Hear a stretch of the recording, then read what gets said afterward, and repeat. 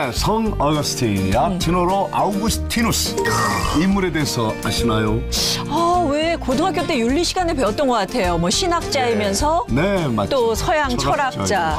뭐지? 참회록인가? 예, 맞아. 아우구스티누스의 참회록. 예, 예. 저는 요즘 들어서 그분의 이야기를 자주 듣는데요. 네. 그 이유보다는 젊었을 때 정말 탕자처럼 방탕했다고. 탕자처럼 해, 탕자였지. 네, 그래서 이렇게 좋은 쪽에서 저는 아직까지 나도 희망이 있구나라는 걸 느꼈습니다. 네. 네, 기독교의 아주 대표적인 탕자. 그러나 성자가 됐잖아요. 탕자에서 성자로. 성 어거스틴이 그야말로 성자가 됐던 것은 그의 뒤에 30년 동안 아들을 위해 눈물로 기도했던 그의 어머니 모니카가 있었기 때문이라는 거 아시죠? 예, 오늘 회복을 도와주실 오늘의 주인공도요. 바로 어머님의 정말 신실한 기도와 하나님의 은혜로 돌아온 탕자에서 돌아온 서종현 선교사님 모십니다. 네, 모시겠습니다. 힙합으로 복음을 전하는 주청 프로젝트 서종현 선교사. 이것만 알면 힙합 어디서든지 이렇게 재밌게 들을 수 있어. 이 땅의 청소년들을 위해 하나님의 부르심을 받은 사람. 저 확신이 있습니다. 하나님이 나를 통해서 이 민족을 일으키겠다고 했습니다. 나를 통해서 이 나라의 청소년들에게 복음을 선포하겠다고 나한테 직접 말씀하셨어요. 십자가가 없는 세상에 예수님의 사랑을 전하는 서종현 선교사의 이야기가 시작된다. 그들에게 진짜의 사랑을 주기 위해서입니다. 나의 믿음 안에 믿음 있고 믿음 있는 곳에는 예수 있어. 리슨 난 예수와 함께 있어. 이분이 선교사님 맞아? 자유를 갈망하는 학생이었습니다. 노은 냄새가 막 살살 풍겨요. 우리 같은 쓰레기가 대체 자원이 될 겁니다. 예. 전도왕을 놓치지 않는 나날이었다. 네. 교회 오빠 출신이에요. 교회 오빠. 네. 정신병원에 사람들이 왔다 갔다 해요. 괜찮아져서 나갔다가 또 아파서 입원하고. 그들에게 제가 쓴 가사를 보여줘요. 있으면 너무 기뻐하는 거예요. 꿈을 이루는 방법도 잘 몰랐고요. 꿈을 꾸는 방법도 잘 몰랐어요. 처음 봤을 때는 건달 같고. 너는 꿈이 없지만 너는 내 나라의 꿈이다라는 이야기를 하셨어요. 저는 지식은 아직 없는데요. 전 부르심이 확실히 내 안에 있으니까 그 부르심에 순종해서 내가 나아갈 것이다라고 했는데 거기 목회하면 내가 좀 신도가 될까 생각이 드는데. 말씀 전하기 시작하면 너무나 은혜롭다 그러던데. 겸손해야 되는데 제가 인정하고 싶네요.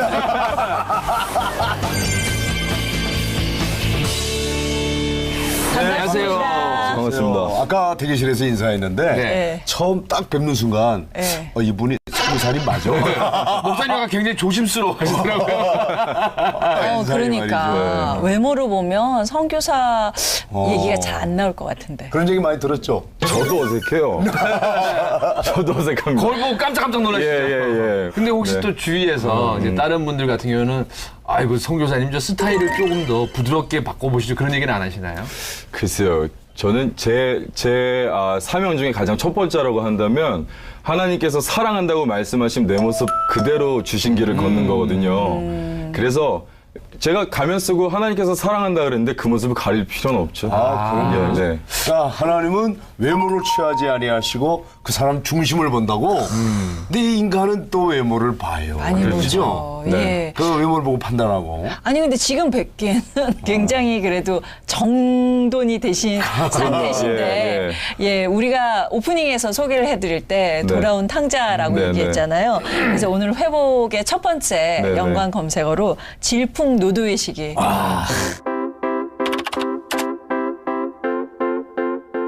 청소년기에 진짜 어떤 일을 하셨길래 네. 스스로를 쓰레기라고 부르시는지 예, 아니 그렇게 부르는 게 맞나요? 예, 맞습니다. 예, 저 깜짝 놀랐어요. 눈을 네. 의심했는데 스스로를? 책을 발간한 적이 있었는데 네. 거기에 제가 서론에 그런 이야기를 썼었어요. 그래서 거기에 나오는 이야기가 아마 이렇게 전해진 것 같아요. 네. 학창 시절 어땠었는데요? 학창 시절 저는요 네. 굉장히 그 자유를 갈망하는 학생이었습니다. 네네네. 자유를 갈망해서 자유를 저도 자유를 갈망하는데 자유가 아니면 죽음을 달라. 예. 근데 그래서 뭐가- 죽을 뻔했죠.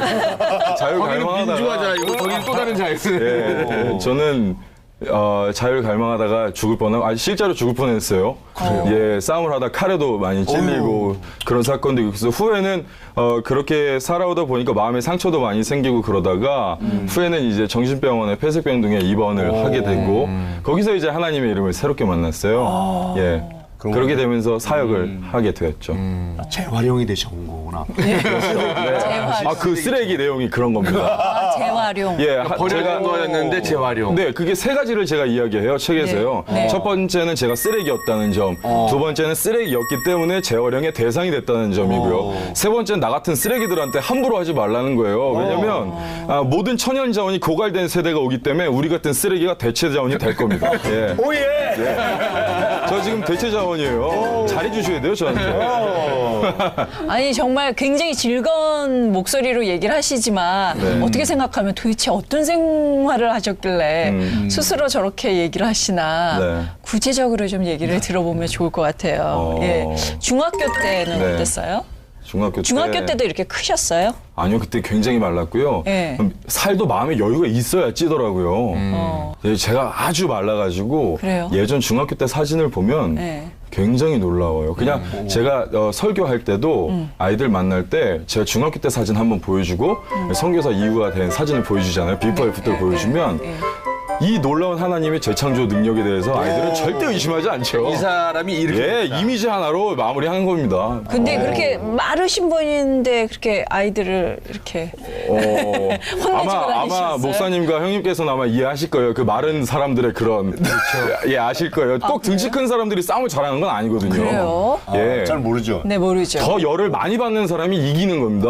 588에 그 조폭들 그 속에서 살아봤잖아. 그렇죠, 그렇죠. 바쁘시다가. 거기서 예, 거기를 휘어잡는 사람들은요 이런 주먹들이 아니라 예. 야리야리한 사람이 병 깨고 그러니까 그 깡으로. 예, 그렇죠. 악으로 예. 깡으로. 그리고 제가 이렇게 딱 뵈니까 우리 선교사님은요. 제가 고등학교 때 음악을 너무 좋아해서 롤라장 DJ를 잠깐 했었는데 예. 노은 냄새가 막 살살 풍겨요.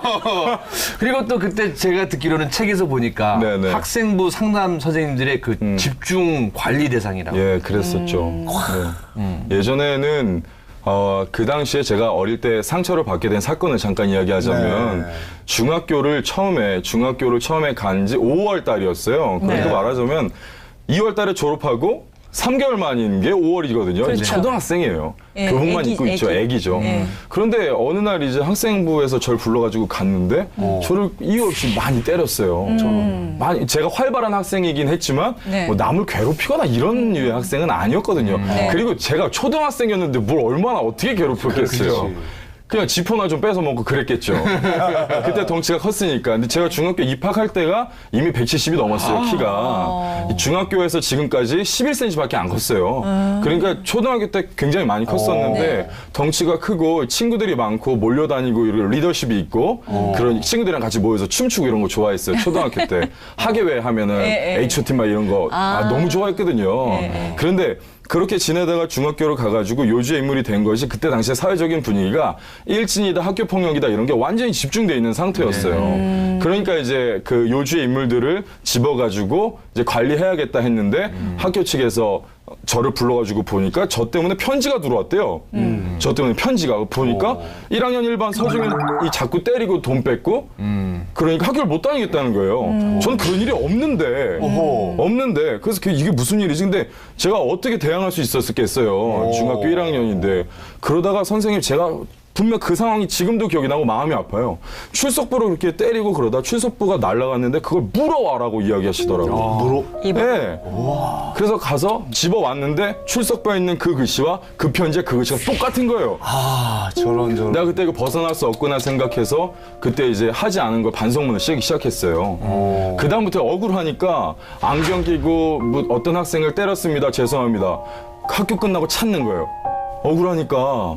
그래서 나쁜 짓을 하고 뭐 그러면서 어른들에 대한 권위주의에 대한 그런 마음의 상처가 마음의 염증이 생기다가 후에는 20살이 넘어가면서는 이제 인격장애 일종인 형태장애라는 판정을 받고 병원에 있게 됐었죠. 아니 근데 그 당시에 이제 그러니까 주요 집중적으로 이제 관찰 대상자가 네네. 됐잖아요. 네. 근데 그 후로 이제 친구들이랑 주먹 다짐도 그냥 하게 된 거야. 삐뚤어진 거야. 소위 말해서. 그렇죠. 삐뚤어진 거죠. 삐뚤어져서 네. 경찰서까지 막 네. 다니시고 네. 그럴 때 부모님이 어떻게 그러니까 전 참 신기한 게요. 네. 저희 다들 너희 어머니 참 고생 많이 하셨겠다 이렇게 말씀하시는데 저희 어머니 참 평온하셨어요. 되려 저를 걱정 안 하고 나의 상대들을 많이 걱정했어요. 나의 상대들을 많이 걱정하고 그리고 저희 아버지는 저를 굉장히 많이 걱정하고 네. 노심초사하시고 그러셨지만 저희 어머니께서는 늘 그 자기 마음에 그 믿음이 너무 확고하셔서 내 아이는 하나님이 쓰신다. 예, 내 아들은 결국에 돌아올 것이다라는 마음에 그 확신을 갖고 계셨어요. 그래서 제가 사고치고 경찰서에 있을 때마다 학생부실에 있을 때마다 제가 학교에서 가방 메고 나가서 엄마 나 학교 안 갈래 그러고 학교에 있을 때마다 어머니는 늘 그 말씀하셨어요. 넌 하나님의 기업이라고. 옛날에 그랬죠. 친구들이랑 동네에서 담배나 피고 그러면서 우리 엄마가 나한테 하나님의 기업이래. 그러면서 무슨 기업?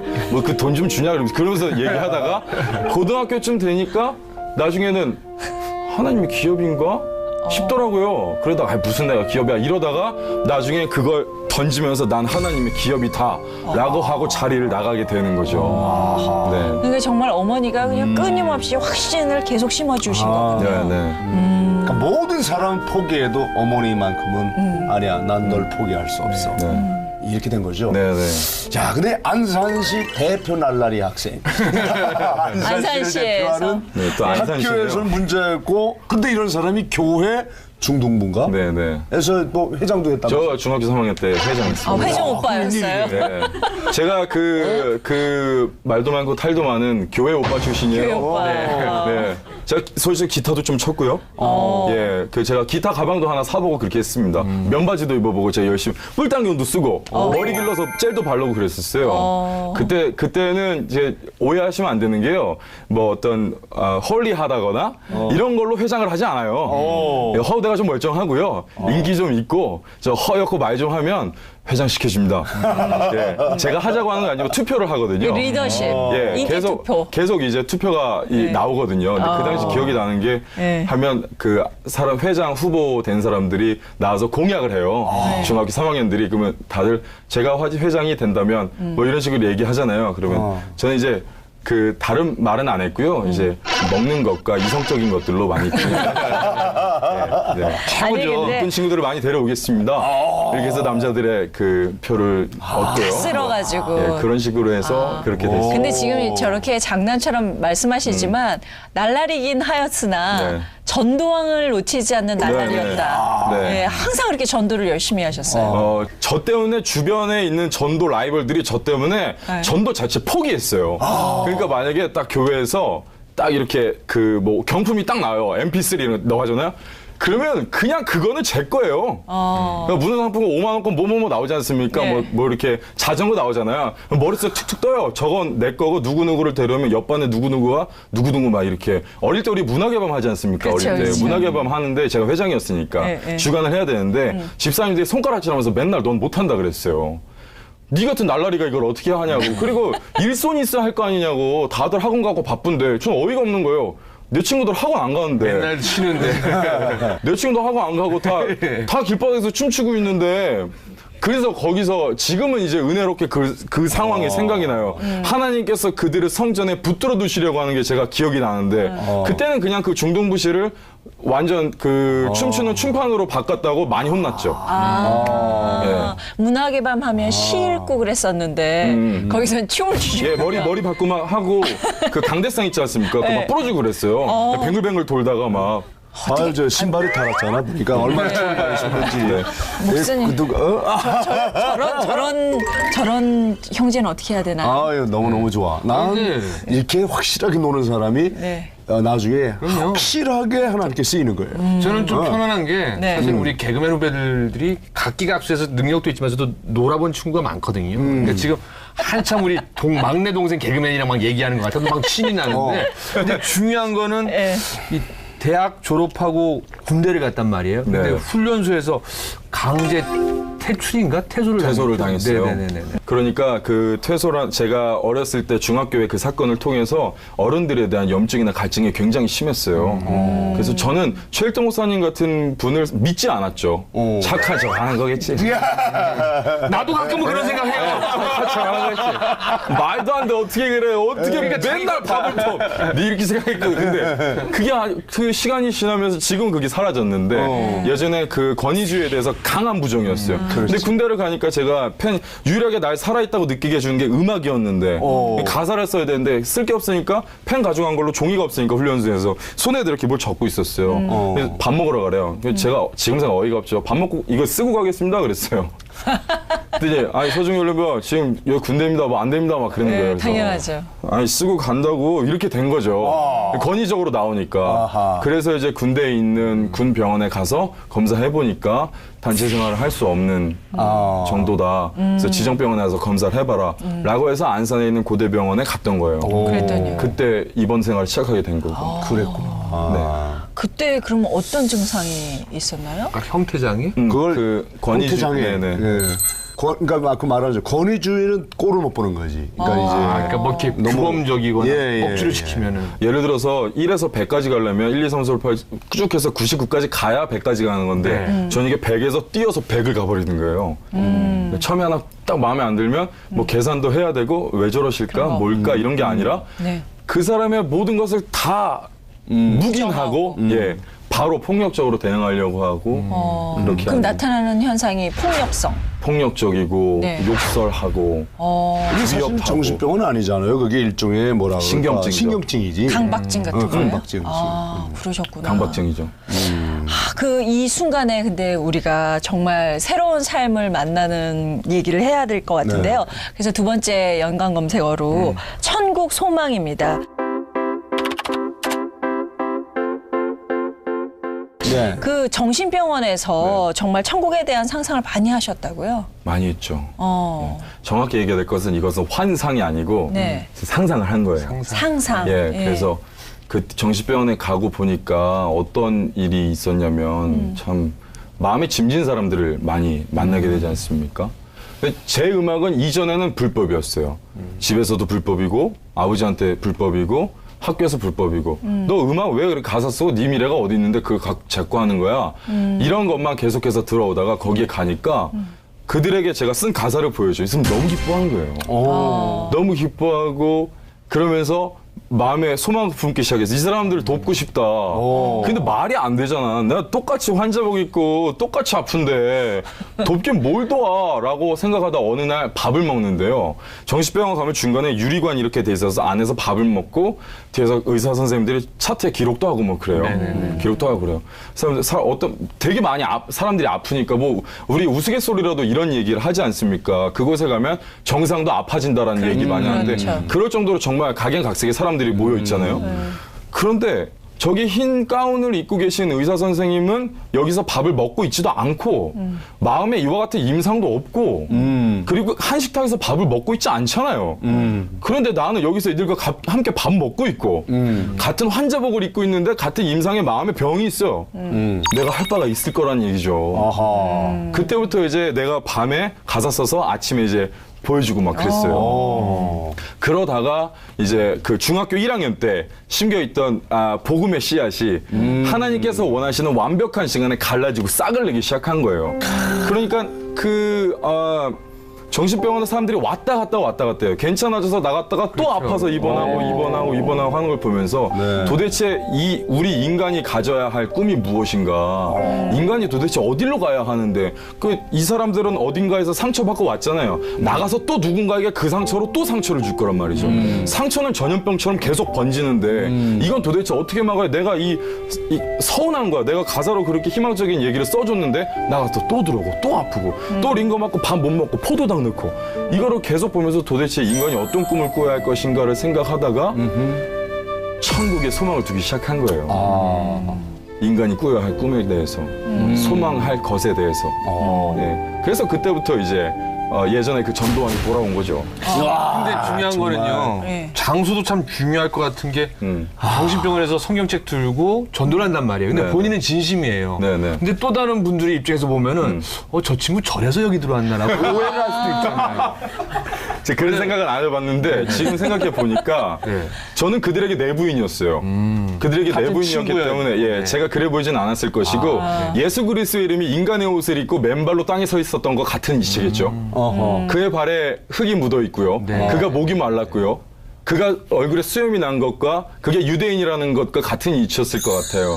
그분이 하나님의 아들이라고 해서 그 흰색 수트를 입고서 이렇게 대리석에 앉아있지는 않았잖아요. 네. 그렇죠. 예. 형상. 제가 그래서 그 사람들에게 이야기를 하는 것이 조금은 그들에게 오히려 와닿진 않았을까.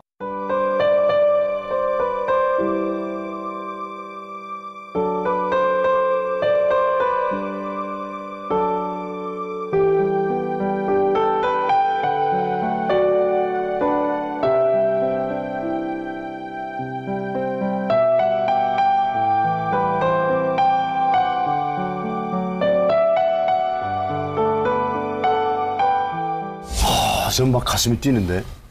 너무 꼭 만나야 될 사람을 만났어요, 지금. 너무 솔직했어요. 너무 파고하다. 난 지금 거의 말이 그냥 콱콱 꽂혀요. 거기 목회하면 내가 좀 신도가 될까 생각이 드는데. 근데 나는 선교사님이 상처받은 사람으로서 상처받은 치유자가 된 건 공감이가. 네네. 그 충분히 상처받은 사람이 네네. 상처받은 사람 치유하니까. 네. 근데 그 자신을 제어하지 못하는 그 충동성. 이게 어떻게 제어가 됐냐. 제어가 되냐 이거. 제가 말씀의 확신을 갖고 있는데요. 말씀을 이야기하면 제 생각이 그렇습니다. 제가 이 자리에서 세 분 앞에서 제가 어리지만 하나님의 이름으로 하나님의 말씀을 선포한다면 여러분들의 귀가 먼저 듣지 않고 제 귀가 제일 먼저 듣거든요. 회복은 저에게 먼저 있는 거죠. 그러니까 제가 만약에 세 편의 설교를 하기 위해서는 적어도 97개의 메시지가 저에게 올 거란 말이죠. 그래서 제가 말씀을 공부하면서 말씀에 대해서 하나님에 대해서 묵상하고 하나님을 알고 기억하고 하면서 가장 중요한 핵심은 이렇게 표현할 수 있겠어. 어떤 큰 길이 있는데 자동차가 하나가 딱 멈춰 있단 말이죠. 그게 만약 저라면 자동차는 이동수단이니까 움직이지 못하면 쓰레기잖아요. 그런데 어떤 정비사가 와도 이것을 고치지 못했단 말이죠. 아무도 못 고쳤는데 어떤 한 사람이 오더니 뚝뚝뚝 하는 게 뚝 고쳐냈어. 분명히 이 차를 만든 사람이라니까요. 제가 그 하나님을 만난 거란 말이죠. 그래서 그것이 변화가 된다는 얘기죠. 아주 어렸을 때부터 있었던 것이 고쳐짐을 당하는. 근데 궁금한 게 오늘 참 비유를 적절히 정말 잘 하시는데 혹시 그 어머님 아버님은 왜냐면 또 군대 갔다가 퇴소당하고 정신병원에 있고 물론 이제 또 주님을 또 그 안에서 선포를 하고 또 전도를 하지만서도 어머님 아버님은 반응이 좀 어떠셨어요? 아버지는 반응이 없으시고요. 네. 아버지가 달성서가에 진짜 남자 쓰세요. 성함이 진남이거든요. 참진의 산의 남자예요. 네네네. 굉장히 남자다우시고. 남자다운. 예. 그러시고 어머니는 뭐 전혀 놀라지 않으세요. 제가 뭐 방송에도 나오고 또 많은 그 청소년들이 저를 찾아오고 제가 설교하는 이런 모습을 보시면서 전혀 엄마 기분도 안 좋아. 그러니까 미리 봤다. 이미 본 것이다. 이름부터 하나님의 기업이다. 미리 봤고 어머니가 나한테 그 얘기 하셨어요. 3년 전에 제가 사역하다가 마음이 힘들어서 자꾸 내가 스타가 되려고 한다는 걸 제가 알게 됐었어요. 지금도 가장 큰 쓴뿌리예요. 제가 생각할 때는 예수 그리스도만이 공인이신데 나는 관중 속에 있어야 되는데 근데 그 공인이 어찌나 멋진 것은 관중과 하나가 되기 위해서 무대를 포기하고 내려왔다는 점인데 내려온 그 순간에 내가 그걸 못 참고 무대 위로 올라가요. 내가 예수님 척을 하려고 깨끗한 척을 하려고. 그런 상황도 생기고 그래도 어머니가 이제 그런 얘기들 하실 때마다 준비된 것, 계획된 것, 뭐 넌 하나님의 기업이라는 것 이야기하실 때마다 상기하고 그렇게 생각하죠. 그렇구나. 진짜 어머니의 기도 덕분으로 본인이 지금까지 이렇게 이루고 계시다고 생각하세요? 어머니의 기도와 하나님의 뭐 주님의 은혜고. 예, 저는 이상해요. 첫째, 둘째를 그렇게 나누는 것은 엄마가 좋아, 아빠가 좋아랑 마찬가지인 것 같아요. 어머니를 제게 주신 것 자체가 우리가 만난 것 자체가 하나님의 은혜겠죠. 네. 오늘 막 우리를 막 흔들어 놓고 가네요. MC 필요 없어. 오늘 그냥 MC 겸 다 해. 근데 그 병원에는 아까 의사 선생님도 있고 여러분들이 있잖아요. 본인이 이제 나는 천국을 꿈꾸게 하는 사람이다라고 선포하고 또 주위 사람들이 이렇게 전도했을 적에 혹시 주위의 반응을 쉽게 받아주시던지 아니면 어떤지. 무시하죠. 굉장히 크게 무시하고 제가 이제 하나님을 선포하는 사람이 되고 싶다라는 꿈을 처음에 꿨을 때가 이런 거였죠. 하나님께서 저한테 그러셨어요. 너는 꿈이 없지만 너는 내 나라의 꿈이다라는 이야기를 하셨어요. 나는 꿈이 없는데 내가 하나님의 꿈이래. 그래서 제가 천국을 소망해야 된다. 그런데 제가 뭘 알았겠어요. 교회만 다녔지 사도신경이 뭔지. 그렇게 사도신경을 이렇게 그러니까 신학적으로 잘 모르니까 이게 어떻게 발생이 됐으며 왜 이것을 알아야 하며 이런 걸 전혀 모르니까 제가 말씀을 전하고 싶어요라고 얘기하는 촉촉 사람들이 시비를 걸죠. 너 뭘 안다고? 너 도대체 뭘 알아? 너 성경은 아니 이런 얘기를 계속 하는 거예요. 그렇죠. 저는 그때마다 이제 전투적으로 대응했죠. 저는 지식은 아직 없는데요. 전 부르심이 확신이 내 안에 있으니까. 근데 그 부르심에 순종해서 내가 나아갈 것이다 라고 했는데 친구들은 좋아했어요. 어릴 때부터 같이 말썽 피우던 친구들은 좋아했어요. 제가 그래요? 날라리 중에서도 날라리였거든요. 그러니까 얘네 부모님도 절 싫어했어요. 그렇겠죠. 근데 후에는 이 부모님도 절 좋아했어요. 그러니까 그래서 얘네 부모님들도 다 자기는 예수가 뭔지 모르겠지만 이렇게 변한 걸 보니 얘가 예수를 만나서 내 아들한테 좋구나. 그죠? 아들한테 착한 행동하라고 하니까. 얘가 예수를 믿으니까 친구들도 나 예수님 잘 모르겠는데 네가 예수 믿고 안 건드니까 좋다. 그렇게 됐었죠. 네. 근데 이제 정신병원에서 퇴원을 하고 그리고는 이제 정말 선포를 하고 사역을 시작하셨잖아요. 근데 현실적인 문제가 굉장히 많았었다면서요. 제가 어느 정도 처음에 얼마나 제가 개념이 없었냐면요. 제가 굉장한 개념 상실주의자였어요. 처음에 이제 제가 CCM 힙합 음악을 처음에 만들어서 이제 그걸 가지고 정심정보산업학교라는 안양 여자소년원에 일종의 갔었어요. 소년원이죠. 여자분들이 거기 가가지고 이제 하는데 막 울면서 하나님 얘기하고 그러다 제가 더우니까 아무 생각 없이 옷을 벗어요.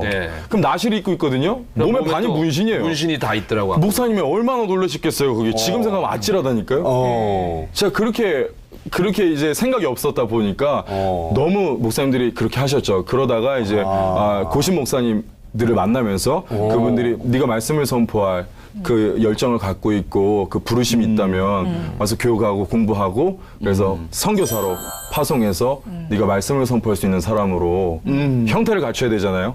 그런 것들에 대해서 이야기하고 우리가 합심해서 그 일을 진행하기로 해서 지금까지 오게 된 거죠.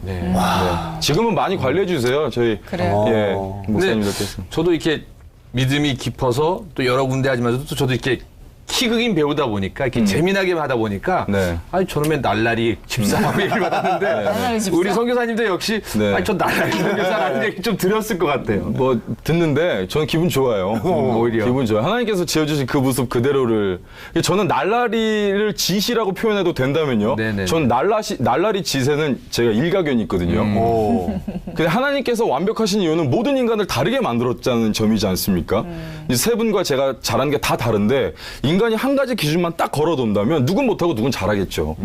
근데 하나님께서 내가 이걸 잘하게 만들어 놓으셨는데 제가 능히 해야 될 일이 이것이라면 지금 부르심과 은사에는 후회하심이 없다는 말이 여기에 있다고 생각해요. 인간이 다 다르게 만들어졌으니까요.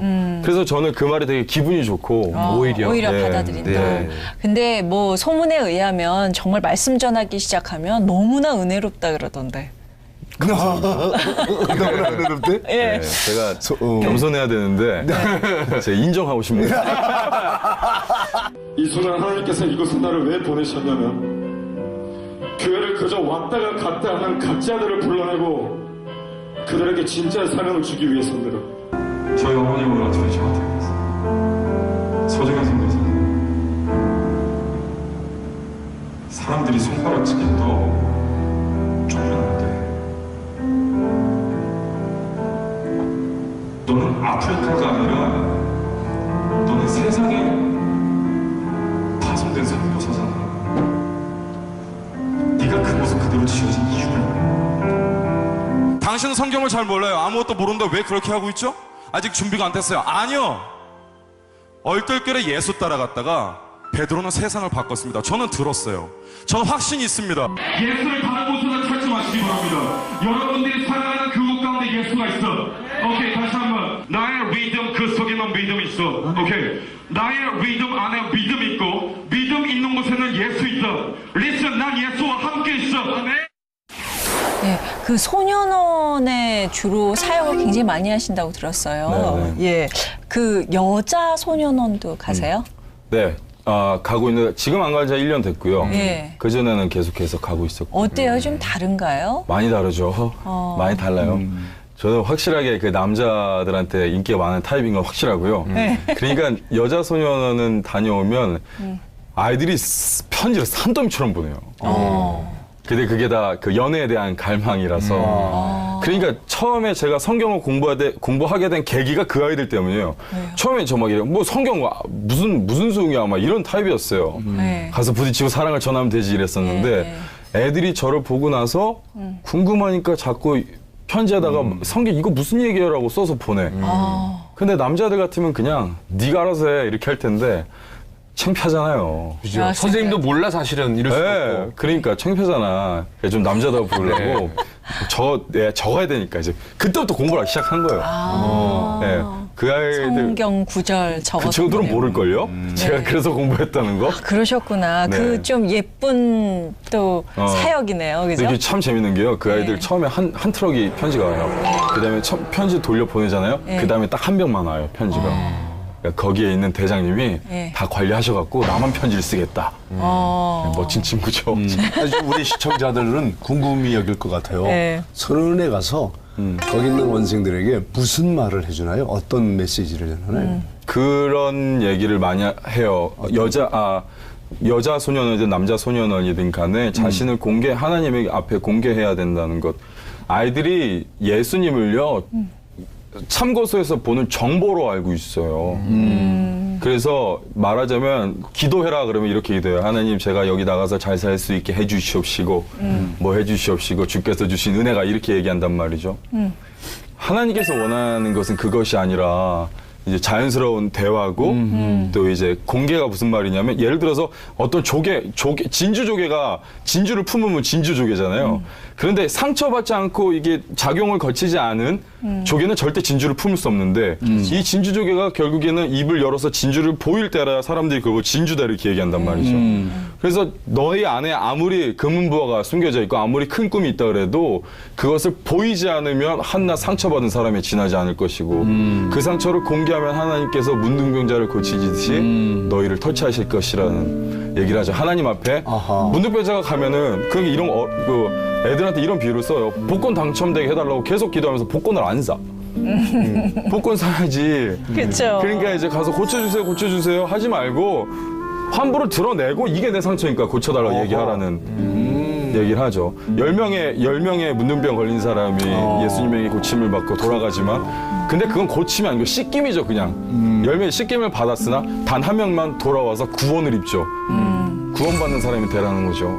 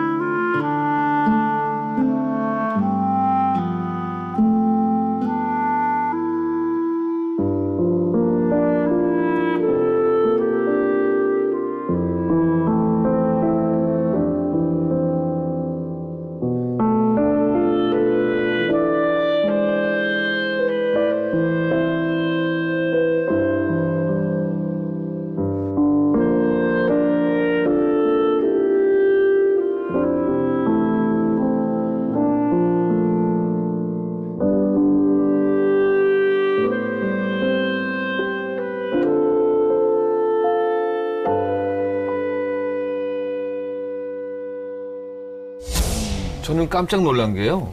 제가 옛날에 억울한 일로 1심에서 2년 6개월 실형을 받았다가 진실을 밝혀서 무죄를 받은 적이 있는데 제가 소년원에 의왕시에 있는 데 갔는데 그 전에 목사님이 하시다가 결국은 설교를 포기하시고 애들이 말을 안 들어요. 웅성웅성 근데 제가 죄송한데 제가 여러분들 선배님이다. 무슨 선배는 막 손가락질 하다가 제가 1심에서 2년 6개월 실형을 받았던 놈이니까 조용해지더라고요. 그리고 그분들이 뭐 이제 피자를 사다 주다 보니까 그때 제 좀 이렇게 먹혔는데 끝났네요. 네. 딱 들어보니까 야 내가 봤을 때 우리 전도사님은 예전에 놀았던 게 사실은 그 사역을 위해서 저는 그걸 쓰임받는다고 저는 생각이 갑자기 들어와갖고 네. 어떠세요 보시면? 뭐 그렇게 생각하고요. 준비시켰다는 생각이 들고요. 그대로 받아들이시는군요. 네. 그러니까 제가 하나님을 깊이 맞아요. 사랑하고 있는 이유 중에 네, 하나도 설교할 수 없게끔 하는 그 사회 분위기에 반하는 죄를 짓지 않도록 해주셨어요. 예를 들자면 여성적인 문제라거나 칼에 대한 얘기를 해도 제가 상해를 입힌 적은 없거든요. 싸우다 제가 당하거나. 본인이 죽을 고비에 가. 그런데 신기하게 이게 어디 가면 얘기거리가 돼요. 내가 하진 않았지만 그런 얘기거리가 되고 하나님께서 저를 변화시킨 이야기를 할 때에도 듣는 사람들에게 뭐 되게 위험한데라는 그런 그러니까 제가 예전에 중고등학교 때 저의 주변은요 왕따가 없었어요. 가장 싫어하는 거였어요. 가장 그 누구를 따돌리고 막 이렇게 하는 거. 전 그래도 의리 있는 날라리였거든요. 예. 근데 그런 남학생이 무슨 죄를 그렇게 뭐 오토바이 타고 싸움하고 이런 거였겠지만 예수님도 맞았고요. 예수님의 제자들도 다 맞고 전도했어요. 네네. 그러니까 저도 초창기에 청량리에서 집단 구타를 당한 게 그때는 끔찍하게 정말 아픈 일이었는데 지금 생각하니까 그때 그 맞은 일을 지금도 얘기하면 다 감동이 돼. 모두가. 네네네. 잘 맞으셨어요. 이 얘기 목사님 잘 맞으셨어요. 저는 궁금한 게 조금 전에 이제 권영찬 씨도 그랬잖아요. 자기도 그런 어려움이 있었다라고 하니까 다 그들의 눈빛이 달라지더라. 그러니까 정말 그런 소외된 우리 청소년들을 사역할 때 그런 내부인으로서 같이 뭐 사역을 하시는 거잖아요. 그렇죠. 근데 우리 목사님 그러시잖아요. 그 10대, 20대들 만나면 얘기하기가 어렵다. 내부인이 될 수 있는 비결이 뭘까요? 내부인이 모두가 다 내부인이 될 수는 없죠. 그러니까 가장 큰 문제는 내가 어떻게든 이것을 모든 것을 해볼 수 있으리라고 생각하는 리더의 잘못이 커요. 그러니까 예를 들자면 한 명의 리더가 세워준 그 리더는 모든 걸 할 수 있는 것처럼 소망을 품게 되고 실제로 조금 되면 초면에 걸려서 그렇게 할 거라고 생각하죠. 그런데 가장 중요한 것은 모두가 다 그걸 해독을 해야 돼요. 청소년들의 언어를 해독을 한다는 얘기죠. 모두가 다 해야 될 일이에요. 해독은요. 모든 전원이 해야 될 이 아이가 막 욕설을 섞어가면서 얘기를 했을 때 대부분의 어른들은 그렇게 욕을 하면 안 되지를 이야기하지만 해독을 할 줄 아는 사람들은 이 아이가 그래서 어떤 이야기를 하는지를 알려고 해요. 아프구나라는 얘기도 하는 거고. 해독은 해야 되는 것인데 해독은 모두가 해야 되는 것이고 그리고서 이제 내부인을 알아야 돼요. 그러니까 어디에 이 아이에게 소개시켜주면 되는 이 아이의 내부인을 알고 있어야 된다는 얘기죠. 근데 한 개인이 알기가 참 어려워요, 많은 사람은. 그래서 제가 진행하고 있는 게 내부인 이 뱅크라는 걸 해요. 내부인 뱅크? 예, 제가 이제 전국적인 이 설교 사역을 하다 보면 저랑 비슷한 또 아픔이 있는 청년들이나 전도사님 목사님들을 많이 만나죠. 그럼 그 사람들이 이렇게 모아가지고 그들의 뭐 어떤 상처가 있었는지 이런 것들을 갖고 있다가 비슷한 경험을. 그러면 이제 네트워킹이 돼 있잖아요. 그렇죠. 그러면은 그 내부인이 가서 상담을 하거나 이게 되죠. 그러니까 해독은 모두가 해야 되되 네트워킹은 자기가 다 하는 건 아니다. 그렇죠. 그래서 내부인 뱅크라는 걸 갖다가 만드셔서 또 거기서 끝나는 게 아니라 내부인 뱅크에서 치유를 하는 힐링 센터도 또 지금 운영하고 계십니다. 그러니까 대여섯 명의 아이들로 이루어져 있어요. 그래서 뭐 외국인 학교를 다니다가 뭐 이런 한국 문화에 적응하지 못하는 학생이라거나 소년원 갔다 온 이후에 학업이 중단된 학생이라거나 또 조선족에서 어떤 자신의 불분명한 정체성 때문에 고민하는 학생들도 있고요. 그런 아이들을 모아가지고 이런 아이들의 가장 큰 특성이 뭐냐면 커뮤니케이션이 안 돼요. 말하자면 지금 형님이랑 저랑 이렇게 이야기를 하면 만약에 여기에 빨간 소방차 하나가 딱 서 있다고 생각해 보자고요. 그러면 저는 이 빨간 자동차를 보면 울지도 몰라요. 어렸을 때 빨간 자동차에 친구가 치여 죽었으면 제가 울지도 모르죠. 근데 형님께서는 어렸을 때 그 빨간 자동차 뒤에 몰래 숨어갖고 막 타고 재밌게 놀던 기억이 있어요. 재밌단 말이죠. 그 때문에 저희 싸운다고요. 이걸 놓고. 이게 나쁜 거다 좋은 거다. 아이들은 우리 청소년들은 갓난아기들이 아프다는 말을 모르니까 아프면 우는 거거든요. 우리 애들이 같아요. 아프단 말을 다른 표현 방법을 모르니까 우는 건데 이 힐링 센터에서 하는 건 그런 거예요. 커뮤니케이션을 할 수 있도록 이 빨간 차에 대해서 내가 이야기할 수 있도록 이야기하는 것인데 지금까지 많이 있는 시스템 중에 하나는 이런 아이들을 모아서 공연을 만들어서 올리거나 네. 정말 많았죠. 그쵸, 근데 그쵸. 저희가 하는 건 그게 아니고 공연을 기획을 합니다. 그러니까 5명을 하면 작가 1명에 네. 뭐 음향 디렉터 1명이 있고요. 그다음에 공연장을 섭외하는 친구가 있고 뮤지션들을 섭외하는 친구가 있어요. 그러니까 예를 들어서 공연장을 섭외하는 친구다. 그러면은 이 친구는 이제 이 친구에게 제가 공연장 정보를 싹 다 모아서 줘요. 그럼 이 친구는 일일이 다 전화를 해보고 거기 가보고 공연 기획자랑 이미 저랑 얘기가 돼 있는 사람들이죠. 커뮤니케이션 해보고 그러면서 사진 찍어오고 와서 기획회를 하는 거죠. 그렇군요. 지금 얘기를 들어보니까 좀 자세하게 이 친구들이 진짜 어떻게 하고 있는지 네네. 직접 들어보고 싶어서 저희가 힐링센터의 청소년들을 스튜디오에 모셨습니다. 자, 나와주세요. 네, 어서 오세요. 반갑습니다. 나와주세요. 안녕하세요. 반가워요. 들어오세요. 반가워요. 예. 꿈을 이루는 방법도 잘 몰랐고요. 꿈을 꾸는 방법도 잘 몰랐어요. 처음 봤을 때는 건달 같고. 선교사님 설교에서 정말 제 마음을 이제 뜨겁게 했던 말이 있었는데 그러니까 저는 예수님 코스프레 하는 걸 따라하는 걸 좋아해요. 30년 동안 목소리를 하시면서 어떤 기분을 느끼셨을까 저는 이게 궁금했어요. 그리고 목소리 되게 외롭더라고요. 찾아내 세상에 뺏긴 영혼들의 투약한 백신 PPP. 제 생각이 그래요. 여기가 만약 우리가 예수 그리스도 믿으면 아는 자들이 있는 곳이 양지라면 음지에 있는 자들에게 일로 와라 들어와라 여기가 좋다라고 한다면 그들은 들어오는 순간 눈이 멀어버릴걸요. 빛의 정확한 역할은 어둠에 갔을 때 밝힌다는 것이죠. 십자가가 없는 곳에서 십자가가 되는 게 제가 할 일이죠. 통교사님 짱입니다.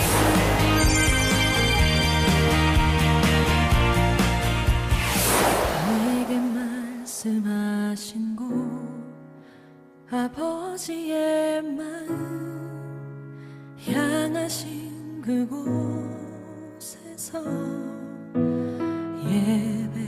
예배합니다 찬양합니다 그곳에서 그 땅을 만드신 분은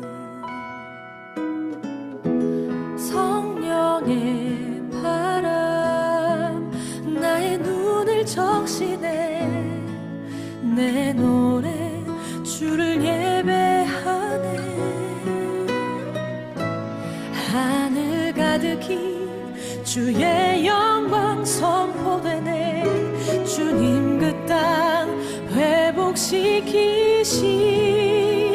회복시키시네 나의 노래가 주를 향한 예배가 그 땅을 회복시키네 생수의 강이 넘치네 가라 하시네 주님 명하신 그곳 내겐 두려움 전혀 없네 성령이 나를 인도하네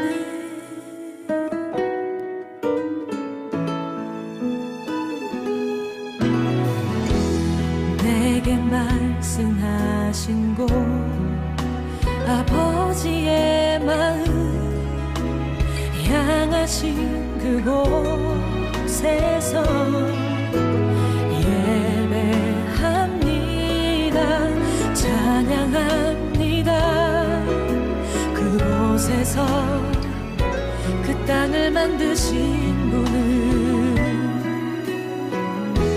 성령의 바람 나의 눈을 적시네 내 노래 주를 예배하네 하늘 가득히 주의 영광 선포되네 주님 그 땅 회복시키시네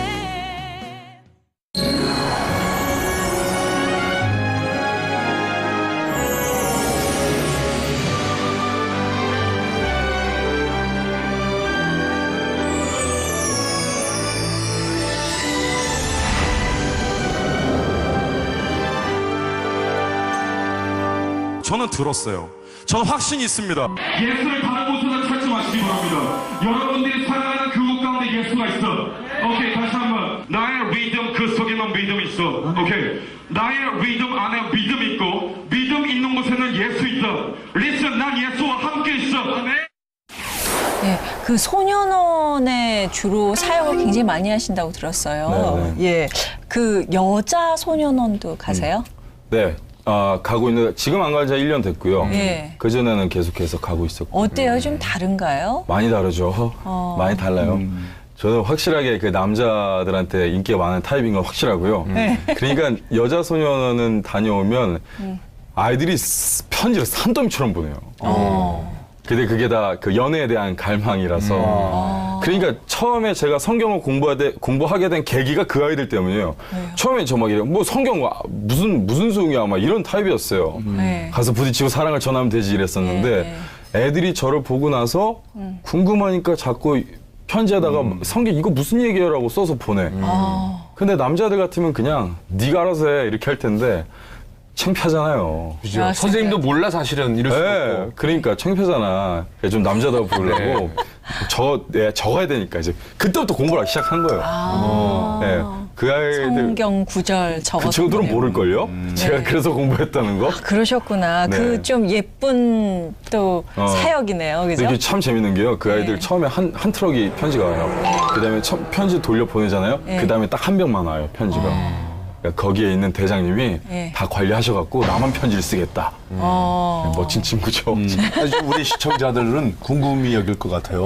서른에 가서 거기 있는 원생들에게 무슨 말을 해주나요? 어떤 메시지를 전하나요? 그런 얘기를 많이 해요. 여자 소년원이든 남자 소년원이든 간에 자신을 하나님의 앞에 공개해야 된다는 것.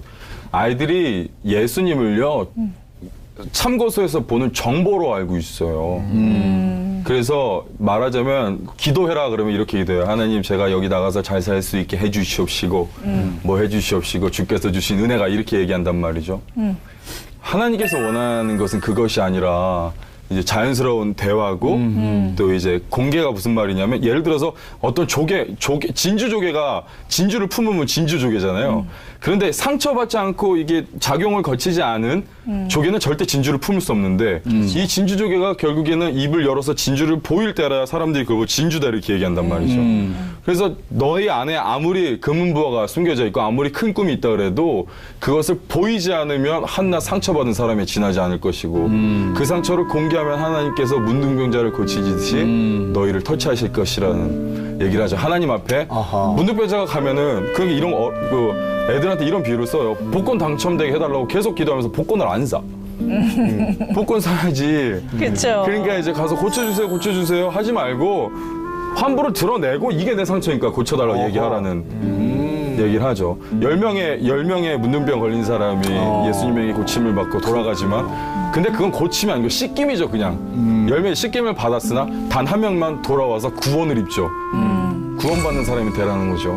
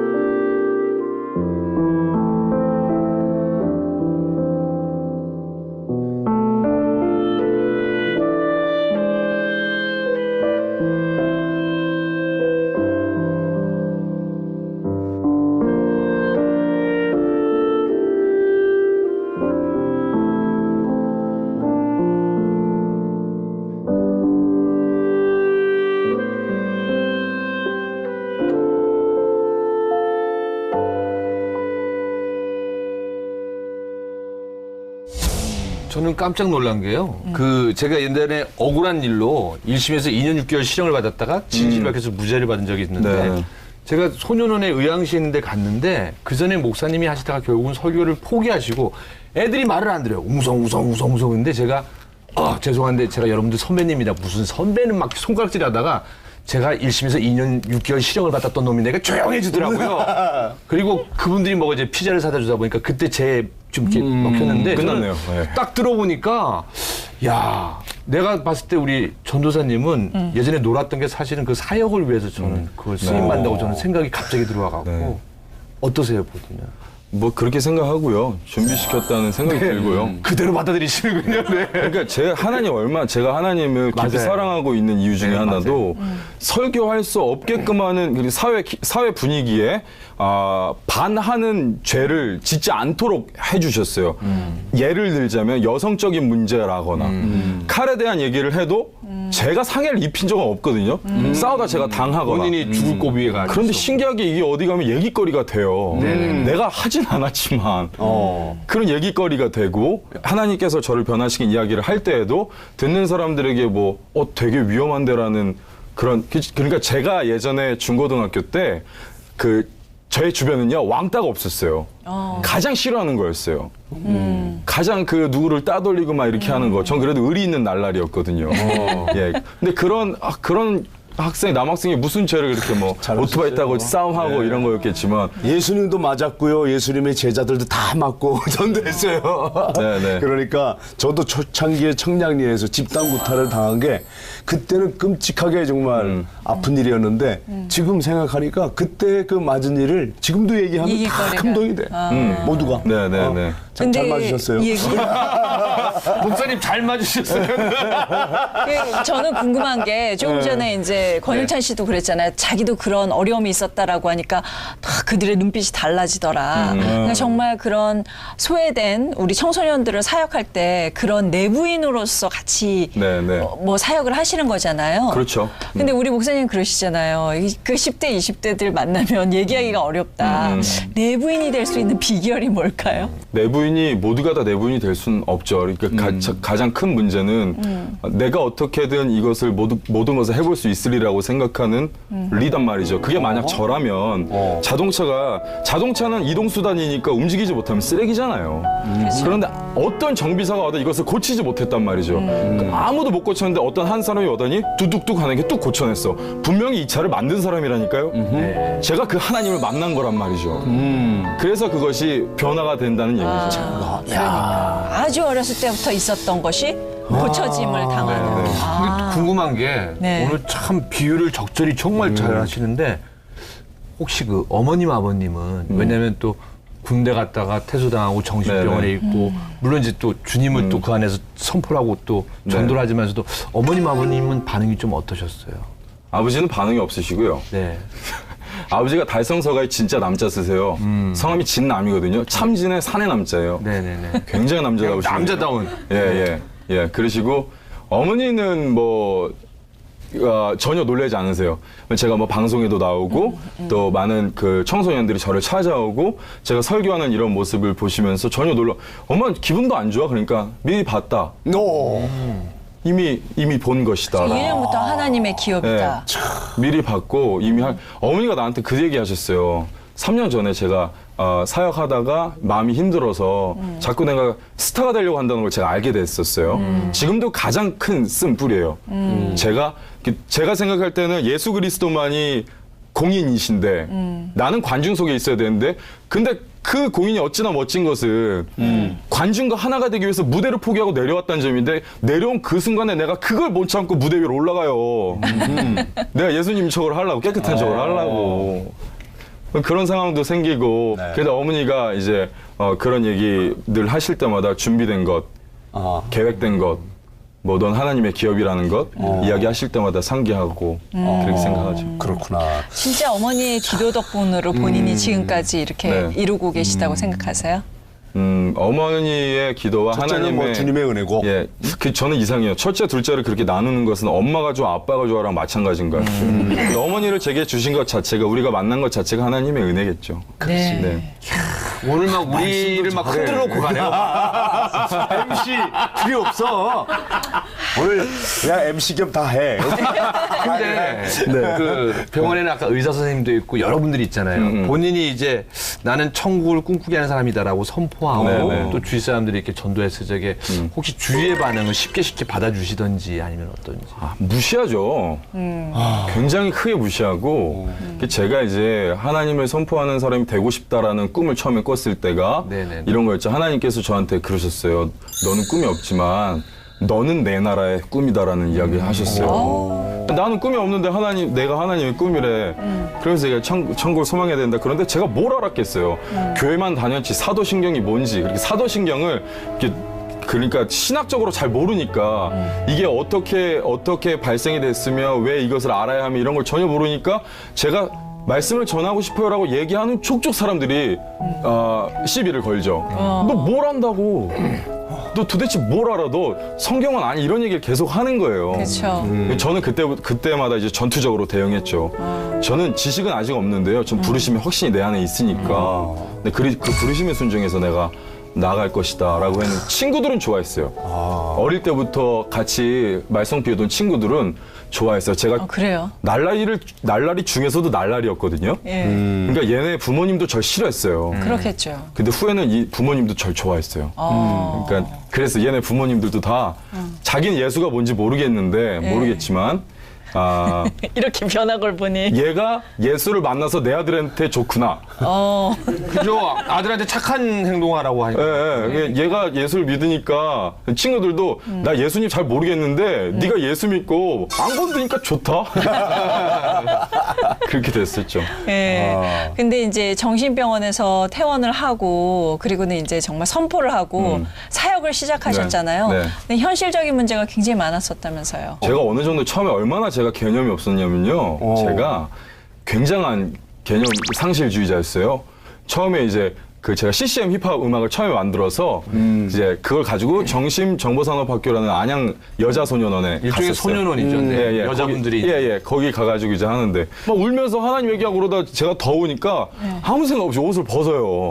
그럼 나시를 입고 있거든요. 몸에 반이 문신이에요. 문신이 다 있더라고요. 목사님이 얼마나 놀라셨겠어요. 그게 지금 생각하면 아찔하다니까요. 제가 그렇게 이제 생각이 없었다 보니까 너무 목사님들이 그렇게 하셨죠. 그러다가 이제 고신 목사님들을 만나면서 그분들이 네가 말씀을 선포할 그 열정을 갖고 있고 그 부르심이 있다면 와서 교육하고 공부하고 그래서 선교사로 파송해서 네가 말씀을 선포할 수 있는 사람으로 형태를 갖춰야 되잖아요. 그런 것들에 대해서 이야기하고 우리가 합심해서 그 일을 진행하기로 해서 지금까지 오게 된 거죠. 지금은 많이 관리해 주세요. 저희 목사님들께서. 저도 이렇게 믿음이 깊어서 또 여러 군데 하지만 또 저도 이렇게 키극인 배우다 보니까 이렇게 재미나게 하다 보니까 아니 저놈의 날라리 집사라고 얘기를 받았는데 우리 선교사님도 역시 아니 저 날라리 선교사라는 얘기 좀 들었을 것 같아요. 뭐 듣는데 저는 기분 좋아요. 오히려 기분 좋아요. 하나님께서 지어주신 그 모습 그대로를 저는 날라리를 짓이라고 표현해도 된다면요. 전 날라리 짓에는 제가 일가견이 있거든요. 근데 하나님께서 완벽하신 이유는 모든 인간을 다르게 만들었다는 점이지 않습니까? 이 세 분과 제가 잘한 게 다 다른데 인간이 한 가지 기준만 딱 걸어둔다면 누군 못하고 누군 잘하겠죠. 근데 하나님께서 내가 이걸 잘하게 만들어 놓으셨는데 제가 능히 해야 될 일이 이것이라면 지금 부르심과 은사에는 후회하심이 없다는 말이 여기에 있다고 생각해요. 인간이 다 다르게 만들어졌으니까요. 그래서 저는 그 말이 되게 기분이 좋고 오히려 받아들인다. 근데 뭐 소문에 의하면 정말 말씀 전하기 시작하면 너무나 은혜롭다 그러던데. 너무나 그러는데? 제가 겸손해야 되는데 제가 인정하고 싶네요. 이 순간 하나님께서 이곳에 나를 왜 보내셨냐면 교회를 그저 왔다가 갔다 하는 가짜들을 불러내고 그들에게 진짜 사명을 주기 위해서입니다. 저희 어머님으로 저희 저한테 그랬어요. 소중한 선교사님, 사람들이 손가락 찍기도 쫄면 안 돼. 너는 아프리카가 아니라 너는 세상에 파송된 선교사잖아. 네가 그 모습 그대로 지어진 이유가 있네. 당신은 성경을 잘 몰라요. 아무것도 모르는데 왜 그렇게 하고 있죠? 아직 준비가 안 됐어요. 아니요.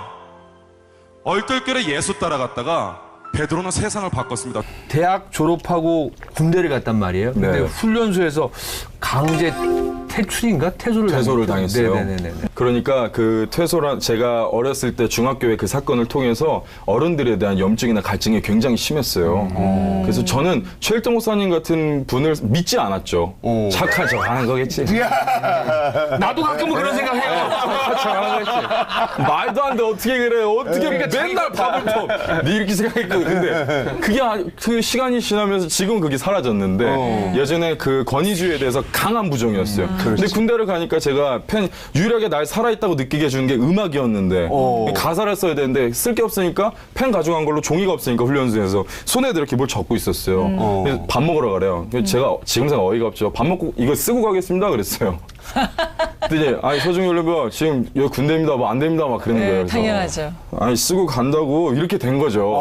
권위적으로 나오니까. 그래서 이제 군대에 있는 군 병원에 가서 검사해 보니까 단체 생활을 할 수 없는 정도다. 그래서 지정병원에 가서 검사를 해봐라. 라고 해서 안산에 있는 고대병원에 갔던 거예요. 그랬더니요. 그때 입원 생활을 시작하게 된 거고. 그랬구나. 그때 그럼 어떤 증상이 있었나요? 형태장애? 그걸 그 권위주의. 형태장애. 네네. 예. 그러니까 그 말하죠. 권위주의는 꼴을 못 보는 거지. 그러니까 이제 그러니까 뭐 이렇게 규범적이거나 억지로 시키면은. 예를 들어서 1에서 100까지 가려면 1, 2, 3, 4, 5, 8 쭉 해서 99까지 가야 100까지 가는 건데 저는 이게 100에서 뛰어서 100을 가버리는 거예요. 처음에 하나 딱 마음에 안 들면 뭐 계산도 해야 되고 왜 저러실까 뭘까 이런 게 아니라 그 사람의 모든 것을 다 묵인하고 바로 폭력적으로 대응하려고 하고 그렇게 그럼 하는. 나타나는 현상이 폭력적이고 네. 욕설하고 이게 사실 위협하고. 정신병은 아니잖아요. 그게 일종의 뭐라 그럴까? 신경증이죠. 신경증이지. 강박증 같은 거예요? 강박증. 그러셨구나. 강박증이죠. 그 이 순간에 근데 우리가 정말 새로운 삶을 만나는 얘기를 해야 될 것 같은데요. 그래서 두 번째 연관 검색어로 천국 소망입니다. 네. 그 정신병원에서 정말 천국에 대한 상상을 많이 하셨다고요? 많이 했죠. 정확히 얘기해야 될 것은 이것은 환상이 아니고 상상을 한 거예요. 상상. 그래서 그 정신병원에 가고 보니까 어떤 일이 있었냐면 참 마음에 짐진 사람들을 많이 만나게 되지 않습니까? 근데 제 음악은 이전에는 불법이었어요. 집에서도 불법이고 아버지한테 불법이고 학교에서 불법이고 너 음악 왜 그렇게 가사 쓰고 네 미래가 어디 있는데 그걸 자꾸 하는 거야? 이런 것만 계속해서 들어오다가 거기에 가니까 그들에게 제가 쓴 가사를 보여줘요. 있으면 너무 기뻐하는 거예요. 너무 기뻐하고 그러면서 마음에 소망을 품기 시작했어. 이 사람들을 돕고 싶다. 근데 말이 안 되잖아. 내가 똑같이 환자복 입고 똑같이 아픈데 돕긴 뭘 도와? 라고 생각하다 어느 날 밥을 먹는데요. 정신병원 가면 중간에 유리관 이렇게 돼 있어서 안에서 밥을 먹고 뒤에서 의사 선생님들이 차트에 기록도 하고 뭐 그래요. 기록도 하고 그래요. 되게 많이 사람들이 아프니까 뭐 우리 우스갯소리라도 이런 얘기를 하지 않습니까? 그곳에 가면 정상도 아파진다라는 얘기 많이 하는데 그럴 정도로 정말 각양각색의 사람들이 모여 있잖아요. 그런데 저기 흰 가운을 입고 계신 의사 선생님은 여기서 밥을 먹고 있지도 않고 마음에 이와 같은 임상도 없고 그리고 한식탁에서 밥을 먹고 있지 않잖아요. 그런데 나는 여기서 이들과 함께 밥 먹고 있고 같은 환자복을 입고 있는데 같은 임상에 마음에 병이 있어요. 내가 할 바가 있을 거란 얘기죠. 그때부터 이제 내가 밤에 가사 써서 아침에 이제 보여주고 막 그랬어요. 그러다가 이제 그 중학교 1학년 때 심겨있던 복음의 씨앗이 하나님께서 원하시는 완벽한 시간에 갈라지고 싹을 내기 시작한 거예요. 그러니까 정신병원에 사람들이 왔다 갔다 해요. 괜찮아져서 나갔다가 또 아파서 입원하고 하는 걸 보면서 도대체 우리 인간이 가져야 할 꿈이 무엇인가? 인간이 도대체 어디로 가야 하는데 이 사람들은 어딘가에서 상처받고 왔잖아요. 나가서 또 누군가에게 그 상처로 또 상처를 줄 거란 말이죠. 상처는 전염병처럼 계속 번지는데 이건 도대체 어떻게 막아야 내가 이 서운한 거야. 내가 가사로 그렇게 희망적인 얘기를 써줬는데 나가서 또 들어오고 또 아프고 또 링거 맞고 밥 못 먹고 포도당 넣고 이거를 계속 보면서 도대체 인간이 어떤 꿈을 꿔야 할 것인가를 생각하다가 천국에 소망을 두기 시작한 거예요. 인간이 꾸어야 할 꿈에 대해서, 소망할 것에 대해서. 예. 그래서 그때부터 이제 예전에 그 전도왕이 돌아온 거죠. 근데 중요한 거는요. 네. 장소도 참 중요할 것 같은 게 정신병원에서 성경책 들고 전도를 한단 말이에요. 근데 네네. 본인은 진심이에요. 네네. 근데 또 다른 분들의 입장에서 보면은 저 친구 절에서 여기 들어왔나라고 오해를 할 수도 있잖아요. 제가 그런 생각은 안 해봤는데 지금 생각해 보니까 네. 저는 그들에게 내부인이었어요. 그들에게 같은 내부인이었기 친구예요. 때문에 네. 제가 그래 보이진 않았을 것이고 예수 그리스도의 이름이 인간의 옷을 입고 맨발로 땅에 서 있었던 것 같은 이시겠죠. 그의 발에 흙이 묻어 있고요. 네. 그가 목이 말랐고요. 그가 얼굴에 수염이 난 것과 그게 유대인이라는 것과 같은 이치였을 것 같아요. 그분이 하나님의 아들이라고 해서 그 흰색 수트를 입고서 이렇게 대리석에 앉아있지는 않았잖아요. 네. 그렇죠. 예. 형상. 제가 그래서 그 사람들에게 이야기를 하는 것이 조금은 그들에게 오히려 와닿진 않았을까.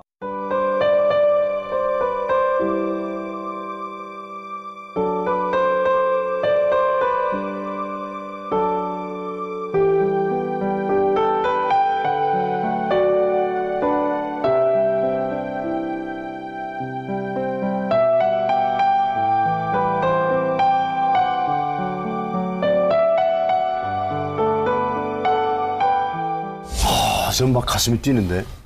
너무 꼭 만나야 될 사람을 만났어요, 지금. 너무 솔직해서요. 너무 파고하다. 난 지금 거의 말이 그냥 콱콱 꽂혀요. 거기 목회하면 내가 좀 신도가 될까 생각이 드는데.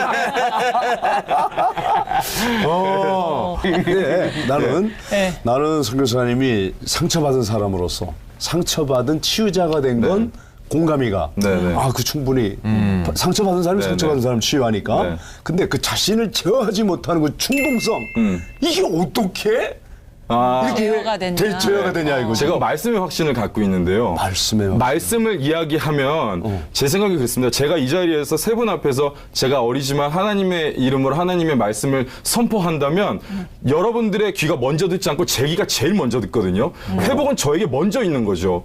그러니까 제가 만약에 세 편의 설교를 하기 위해서는 적어도 97개의 메시지가 저에게 올 거란 말이죠.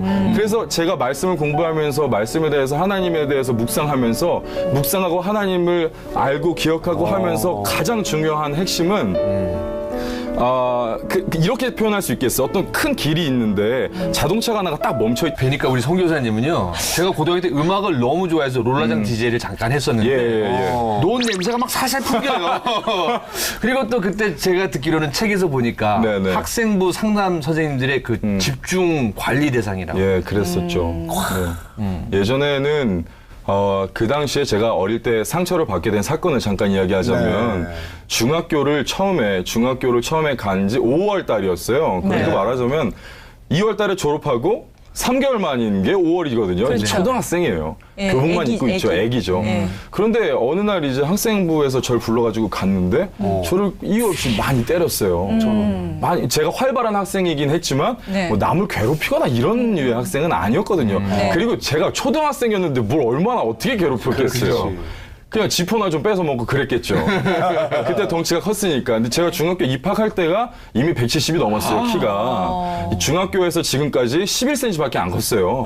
그러니까 초등학교 때 굉장히 많이 컸었는데 덩치가 크고 친구들이 많고 몰려다니고 리더십이 있고 그런 친구들이랑 같이 모여서 춤추고 이런 거 좋아했어요, 초등학교 때. 학예회 하면은 H.O.T. 막 이런 거 너무 좋아했거든요. 그런데 그렇게 지내다가 중학교로 가가지고 요주의 인물이 된 것이 그때 당시에 사회적인 분위기가 일진이다, 학교 폭력이다 이런 게 완전히 집중돼 있는 상태였어요. 그러니까 이제 그 요주의 인물들을 집어가지고 이제 관리해야겠다 했는데 학교 측에서 저를 불러가지고 보니까 저 때문에 편지가 들어왔대요.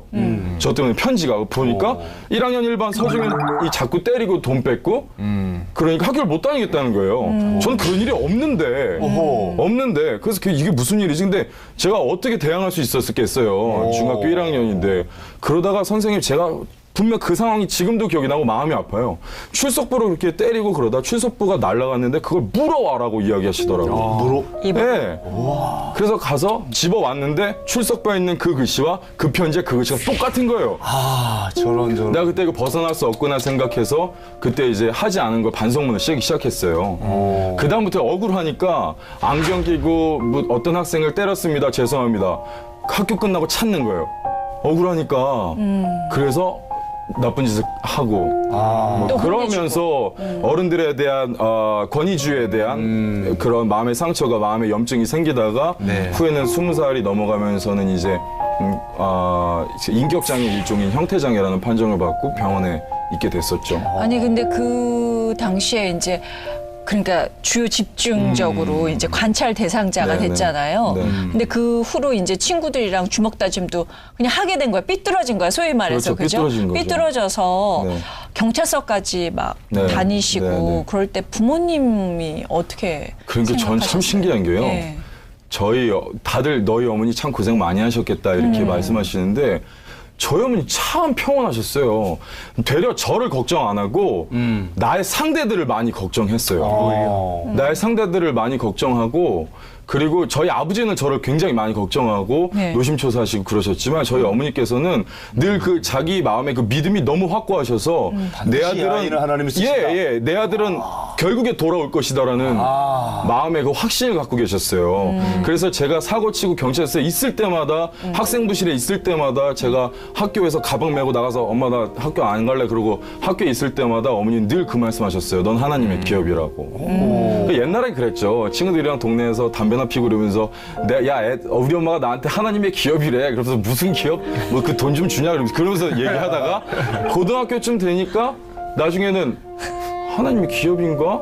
싶더라고요. 그러다가 무슨 내가 기업이야 이러다가 나중에 그걸 던지면서 난 하나님의 기업이다 라고 하고 자리를 나가게 되는 거죠. 네. 그러니까 정말 어머니가 그냥 끊임없이 확신을 계속 심어주신 거군요. 네, 네. 그러니까 모든 사람은 포기해도 어머니만큼은 아니야, 난 널 포기할 수 없어. 이렇게 된 거죠. 네, 네. 자, 근데 안산시 대표 날라리 학생. 안산시에서. 대표하는 네, 또 안산시네요. 학교에서는 문제였고, 근데 이런 사람이 교회 중등부인가? 네, 네. 에서 뭐 회장도 했다면서. 저 중학교 3학년 때 회장했습니다. 회장 오빠였어요. 네. 제가 그 말도 많고 탈도 많은 교회 오빠 출신이에요. 교회 오빠. 네. 제가 솔직히 기타도 좀 쳤고요.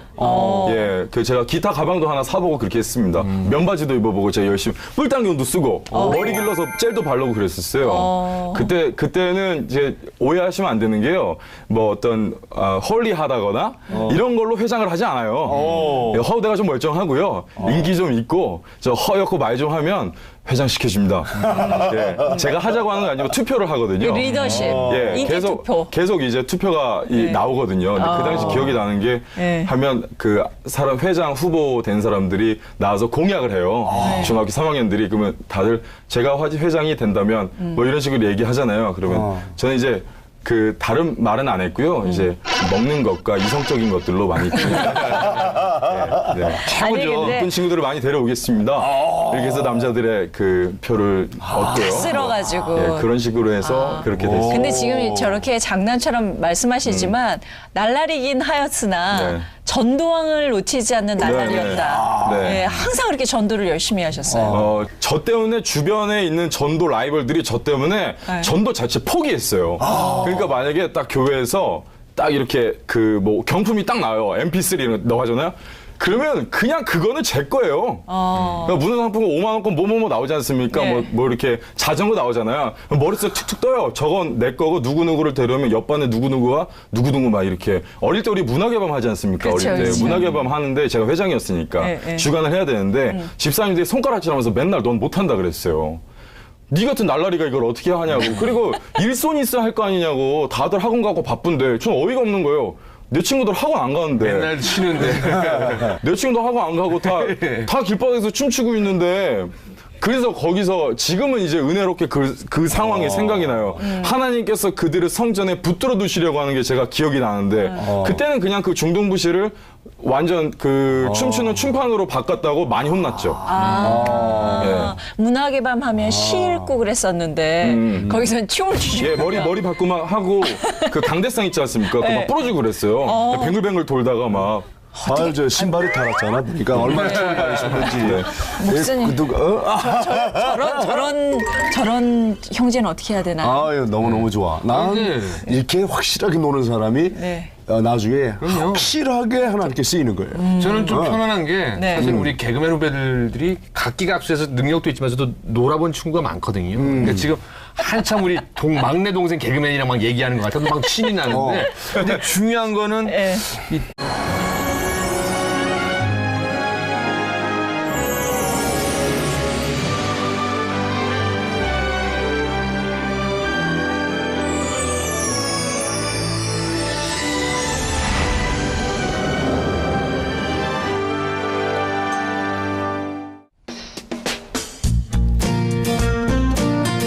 안녕하세요. 네, 성 어거스틴, 라틴어로 아우구스티누스.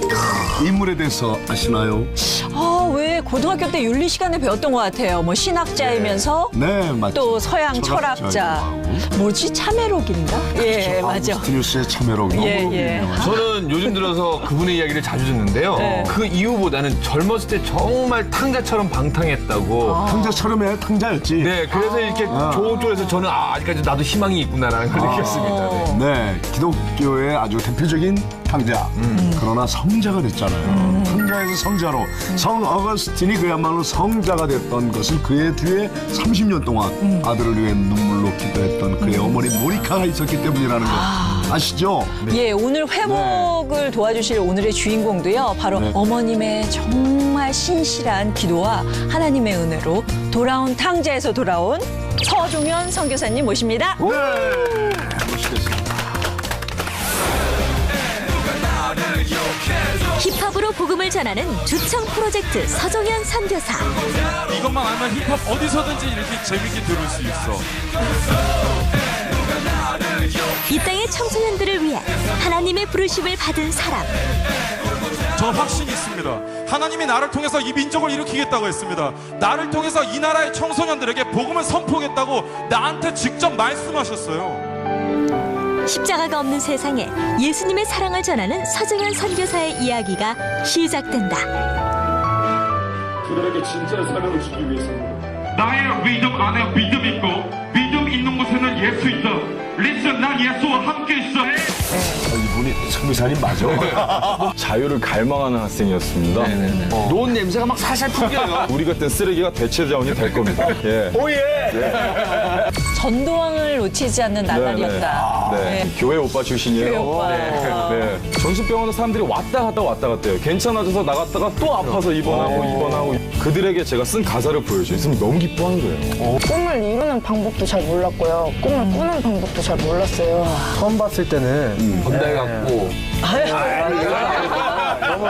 너는 꿈이 없지만 너는 내 나라의 꿈이다라는 이야기를 하셨어요. 저는 지식은 아직 없는데요. 전 부르심이 확실히 내 안에 있으니까 그 부르심에 순종해서 내가 나아갈 것이다 라고 했는데 거기 목회하면 내가 저 신도가 될까 생각이 드는데. 말씀 전하기 시작하면 너무나 은혜롭다 그러던데. 겸손해야 되는데 제가 인정하고 싶네요.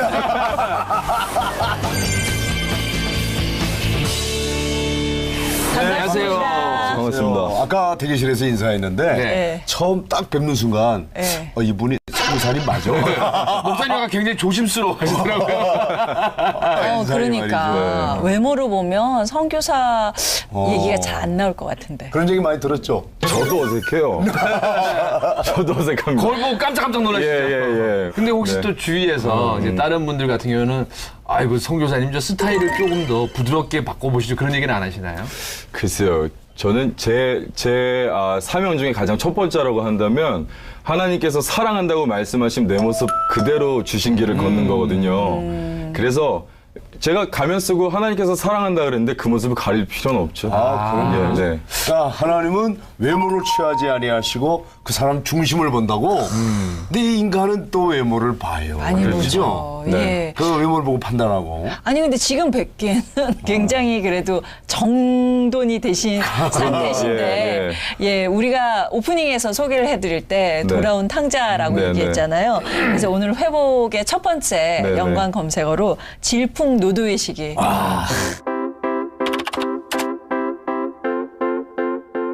청소년기에 진짜 어떤 일을 하셨길래 스스로를 쓰레기라고 부르시는지. 예, 아니 그렇게 부르는 게 맞나요? 예, 맞습니다. 예, 저 깜짝 놀랐어요. 눈을 의심했는데 스스로를? 책을 발간한 적이 있었는데 거기에 제가 서론에 그런 이야기를 썼었어요. 그래서 거기에 나오는 이야기가 아마 이렇게 전해진 것 같아요. 네. 학창 시절 어땠었는데요? 학창 시절 저는요 네. 굉장히 그 자유를 갈망하는 학생이었습니다. 네네네. 자유를 갈망해서 자유는 저도 자유를 갈망하는데 자유가 아니면 죽음을 달라. 예. 근데 그래서 뭐가- 죽을 뻔했죠. 자유 거기는 갈망하다가 민주화 자유, 거기는 또 다른 자유. 예, 저는 자유를 갈망하다가 죽을 뻔하고 실제로 죽을 뻔했어요. 예, 싸움을 하다 칼에도 많이 찔리고 그런 사건도 있고 후에는 그렇게 살아오다 보니까 마음에 상처도 많이 생기고 그러다가 후에는 이제 정신병원에 폐색병 등에 입원을 하게 되고 거기서 이제 하나님의 이름을 새롭게 만났어요. 예. 그렇게 되면서 사역을 하게 되었죠. 재활용이 되신 거구나. 아, 그 쓰레기 내용이 그런 겁니다. 재활용. 예, 버려진 거였는데 재활용. 네, 그게 세 가지를 제가 이야기해요, 책에서요. 네. 첫 번째는 제가 쓰레기였다는 점, 두 번째는 쓰레기였기 때문에 재활용의 대상이 됐다는 점이고요. 세 번째는 나 같은 쓰레기들한테 함부로 하지 말라는 거예요. 왜냐면 모든 천연 자원이 고갈된 세대가 오기 때문에 우리 같은 쓰레기가 대체 자원이 될 겁니다. 예. 오예. 저 지금 대체 자원이에요. 잘해주셔야 돼요, 저한테. 아니 정말 굉장히 즐거운 목소리로 얘기를 하시지만 네. 어떻게 생각하면 도대체 어떤 생활을 하셨길래 스스로 저렇게 얘기를 하시나 네. 구체적으로 좀 얘기를 들어보면 좋을 것 같아요. 예. 중학교 때는 네. 어땠어요?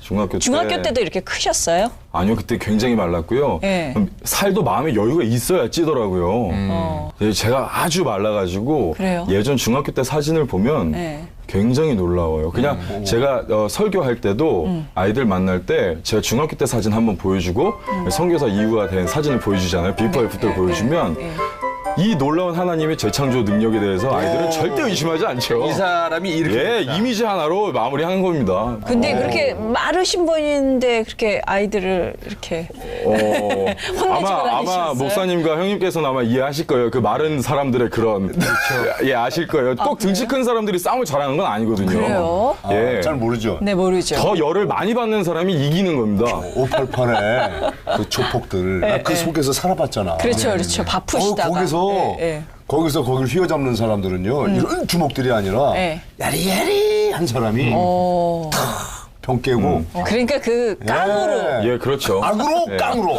그리고 제가 이렇게 딱